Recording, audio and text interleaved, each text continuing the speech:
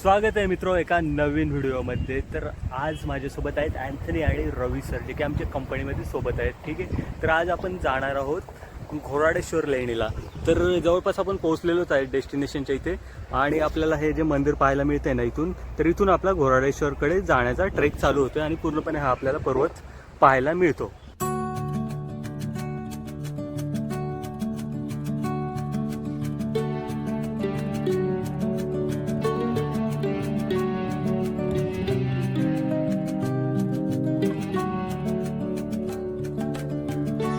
तर फायनली मित्रो आपण मंदिराच्या परिसरामध्ये, म्हणजे आपल्याला इथून एक छोटासा पायऱ्यांचा ट्रेक चालू होतो, जो की आपल्याला इथून पाहायला मिळतो आणि समोर या बाजूला जातो। तर आपल्याला इथून अजून जवळपास 15 ते 20 मिनिटाचं अंतर राहिलं आहे आणि आता आपण इकडनं निघूया समोर, जे की आपल्याला या पायऱ्याचा जो पॅच आहे हा कव्हर करून वरती जायचं आहे। तर मित्रो हे जे मंदिर आहे ते आहे घोराडेश्वर मंदिर, ज्याला की शेलारवाडीच्या लेण्या असं सुद्धा म्हटलं जातं, आणि पूर्णपणे आपण या पर्वताचा हा नजारा बघतोयच।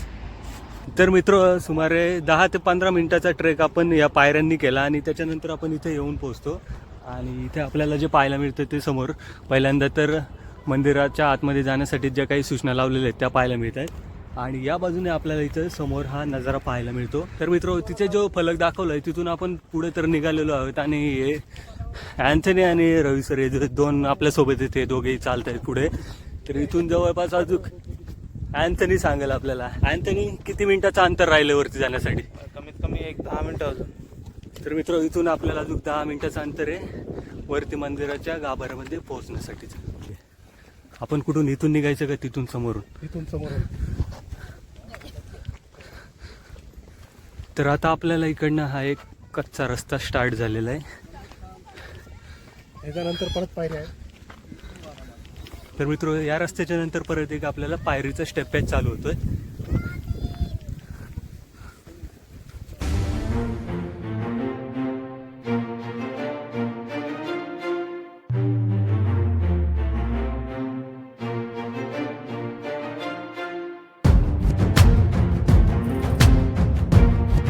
या बाजूला जे आपल्याला पाहायला मिळत आहेत त्या आहेत लेण्या घोरडेश्वर मंदिराच्या, आणि संत तुकाराम महाराजांचं सुद्धा तिथे एक मंदिर आहे। तर बघूया आपण तिथे गेल्यानंतर, आणि त्याच्यावर सुद्धा आपल्याला एक मंदिर पाहायला मिळतं। तर मित्र आपल्याला इथेच गेटवरती बोर्ड पाहायला मिळत आहे शेलारवाडी लेणी, जशी की घोरडेश्वर मंदिर किंवा घोरडेश्वर लेणी, याचं दुसरं नाव शेलार लेणी म्हणून देखील ओळखलं जातं। आणि त्याच्यानंतर आपल्याला इथून आतमध्ये जावं लागतं लेण्याच्या परिसरामध्ये जाण्यासाठी। हे आपल्याला एक छोटंसं गेट वगैरे आहे। तर आता आपण निघूया इकडनं।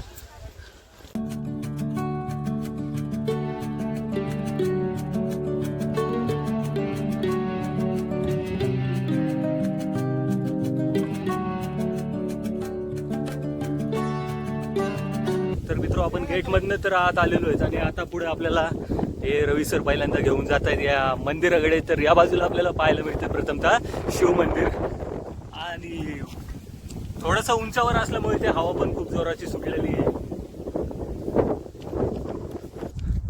तर मित्र आपण मंदिराकडे तर जातोय, त्याच्या अगोदरच वरती आपल्याला या दोन लेण्या पाहायला मिळतात। तर आता आपण तिकडेच निघूया इकडनंच।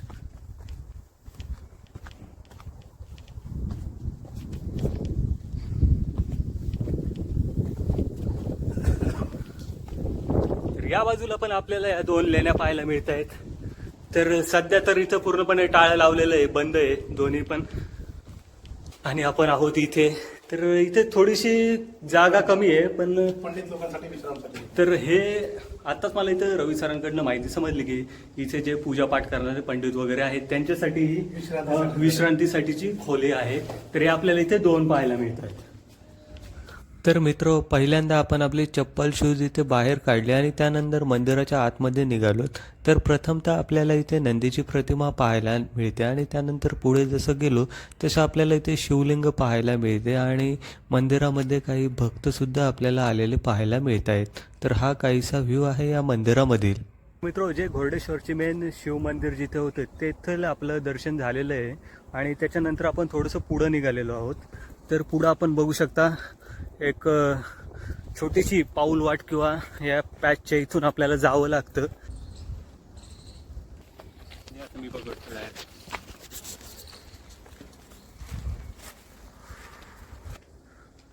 तर त्या तिथे काय आहे तिथे साप. तर मित्रो तिथे आपल्याला एक साप आहे असं म्हणतात. रवी सर म्हणाले वरती येऊ नका, खालूनच पुढे निघा. तर आपण आता खालूनच चालतोय आणि ते वरून येते.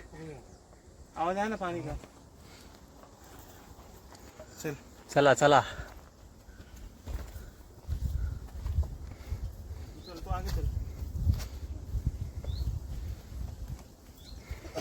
तर इथूनच थोडासा डेंजर पॅच आहे.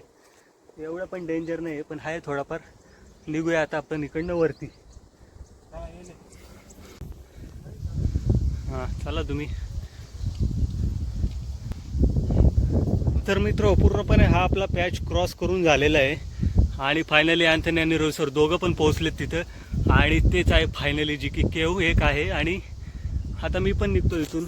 तर माझा फक्त एवढा स्टेप पॅच कवर करायचा आहे आणि त्यानंतर मग पुढं आपल्याला केवच्या इथे जाण्याचा रस्ता आहे. तर मित्र जवळपास आपल्याला 40 ते 50 मिनटं लागलेली आहेत हा ट्रेक कंप्लीट करण्यासाठी आणि वरच्या मंदिरापर्यंत आपण पोहोचलेलो आहोत. पण इथं मंदिर बंद आहे, त्याला कुलूप लावलं आहे. तर संध्याकाळी 5-5:30 नंतर हे कुलूप खोललं जातं मंदिराचं असं म्हणतायत. तर मित्र मंदिर बंद असल्यामुळे आपण बाहेरनंच दर्शन घेतलं आणि त्याच्यानंतर आम्ही तिघही जण आणि अजून काही होते तिथे मुलं आले होते ते निवांत तिथे बसलो होतो. तेवढ्यात अचानक तिथे आपल्याला एक छोटासा साप पाहायला मिळतो जो की आम्ही या व्हिडिओमध्ये दाखवण्याचा प्रयत्न केलेला आहे. तर मित्र आपण आता थोड्या वेळापूर्वी इथे जे मंदिर पाहिलं ना ते खाली जे मंदिर होतं ना तिथे जे पुजारी पूजा अर्चना करायला यायचे ना त्यांनीच इथे पण देवाच्या मूर्तीची स्थापना केली होती. आणि आता आम्ही इथं तर आहोत आणि इथून पुढे आता अँथनी अगोदर पण येऊन गेलेला आहे. तर अँथनी सांगेल आता इथून पुढे आपण कुठे चाललो होतो. इथून पुढे गेल्यावर एक तुकाराम महाराजांचं मंदिर आहे आणि विठ्ठल रुक्माईची प्रतिमा त्याची स्थापित केली आहे. थोडंच एक 5 ते 6 मिनिटाच्या अंतरावर आहे. तर आपण जे की आधी भंडारा डोंगर देवस्थानावर गेलतो ना तिथे जे वारकरी वगैरे येतात भजन कीर्तन करण्यासाठी तर तेच इकडे पण समोर येत आहेत. तर आता आपण इकडेच निघूया. तर इथून काहीसा खडतर असा रस्ता नाहीये, जो आहे तो एवढा नॉर्मलच आहे. तर निघूया आपण पुढे. काहीसा असा आपला रस्ता आहे.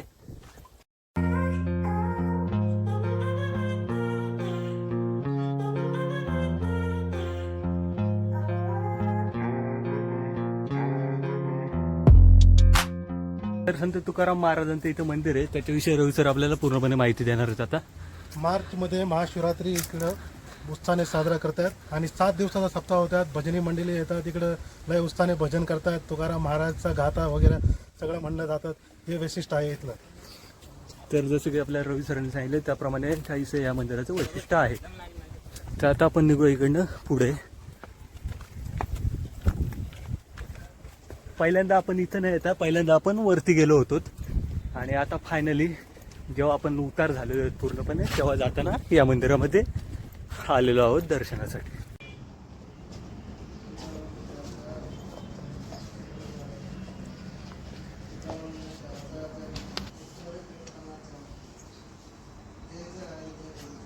मित्रो आपण या मंदिरात देखील दर्शन आपलं झालेलं आहे. विठ्ठल रुक्माईची एक मूर्ती आहे आणि संत तुकाराम महाराजांची एक मूर्ती आहे आणि तिथे एक महाराज बसले होते. तर ते पण आपण बघितले आणि दर्शन झाल्यानंतर आता आपण परत निघतोय जाण्यासाठी.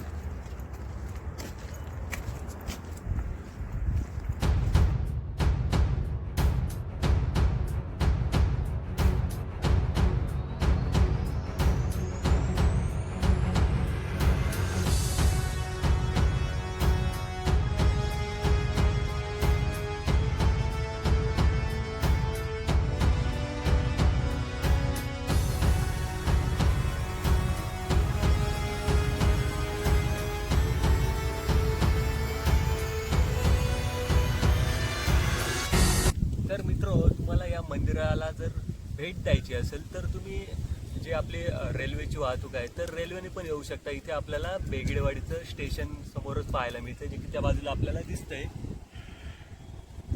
आणि त्याचसोबत जर पाहायचं झालं तर बस सुविधा पण अवेलेबल आहे तिकडे. आणि जर तुमचं स्वतःचं वाहन असेल गाडी वगैरे तर तुम्ही त्या थ्रू पण इथे येऊ शकता. आणि खाली पार्किंगसाठी खूप मोठा एरिया तर अवेलेबलच आहे. तर हाच होता आजचा व्हिडिओ पाहिल्याबद्दल धन्यवाद. Thank you so much. लवकरच भेटूया एका नवीन व्हिडिओमध्ये. तोपर्यंत बाय बाय.